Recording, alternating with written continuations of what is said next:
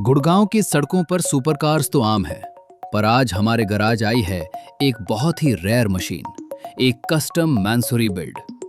Client की complain थी कि हाई स्पीड ब्रेकिंग पर एक इरिटेटिंग स्क्वीलिंग नॉइज आ रही थी। व्हील्स निकालकर जब हमने इंस्पेक्ट किया तो ब्रेक पैड्स अपनी एब्सोल्यूट लिमिट पर थे।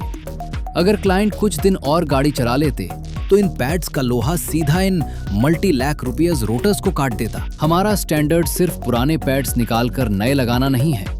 नए OEM पैड्स इंस्टॉल करने से पहले पूरे कैलिपर असेंबली को कंप्लीटली स्ट्रिप डाउन करके उसकी डीप क्लीनिंग की गई ताकि नए पैड्स परफेक्टली सीट हो सके। हर एक बोल्ट को वापस एग्जैक्ट फैक्ट्री स्पेक्स के हिसाब से टॉर्क किया गया ताकि हाई स्पीड्स पर जीरो वाइब्रेशन रहे। फाइनल रोड टेस्ट के बाद ये मैंसूरी वापस सड़कों पर राज करने के लिए तैयार है with perfect silent stopping power. अगर आपकी लग्जरी मशीन भी ऐसी ही अनकॉम्प्रोमाइजिंग केयर डिजर्व करती है तो विजिट वर्ल्ड गराज, क्योंकि अपनी गाड़ी का मामला ही अलग है।